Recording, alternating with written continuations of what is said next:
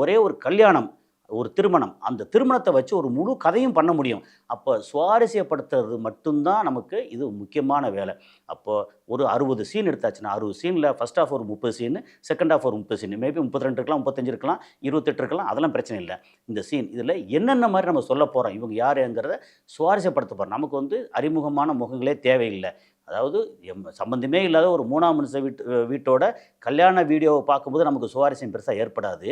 ஆனா, அதே 3ஆம் மனுஷ வீட்டோட கல்யாணத்தில நடந்த ரசாபாசங்கள், பிரச்சனைகள், அப்புறம் சமாதானங்கள், அப்புறம் சென்டிமெண்ட்ஸ், எமோஷன்ஸ் அதில நடந்த சில சில காமெடிகள் அப்படின்னு எல்லாத்தையும் நம்ம பேசும்போது ஒரு முழு நல்ல படமா இருக்கும். அப்ப இந்த மாதிரி ஒரு நல்ல கதைய கொண்டு எடுத்தோம்னா, நமக்கு பெரிய செலவே கிடையாது. ஒரு 70, 80 லட்ச ரூவா, ரூ. 1,00,00,000ல அருமையான படம் பண்ண முடியும். அந்த படத்த இங்க ஒரு 1300 பிளஸ் தியேட்டர் இருக்கு. அதில ஒரு 100, 150 தியேட்டர்ல போட முடியும்.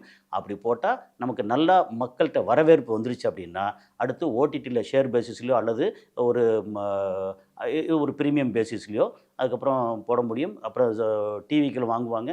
ஓவர்சீஸ்ன்னு சொல்லி பல விதமான வியாபாரங்கள் இருக்கு. பெரிய படங்களுக்கான வியாபாரம் நமக்கு கிடைக்காது.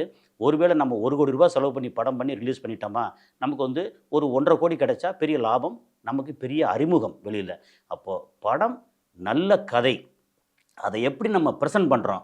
நம்ம கன்னா பின்னான்னு ஒரு தத்து பித்துன்னு எடுக்காம, அதுக்கப்புறம் அலட்சியப்படுத்தாம, இந்த படம், இந்த கதை நம்ம முதல்ல ரசிக்கிறோமா? நம்ம சுத்தி உள்ள நண்பர்கள் ரசிக்கிறாங்களா? எல்லாரும் ரசிக்கணும். நம்ம முதல்ல ரசிக்கணும். அப்போ ஆடியன்ஸ் ரசிப்பாங்க. ரசிக்கிற அளவுக்கு ஒரு படத்த குடுத்தா, அந்த படம் வெற்றி படம்.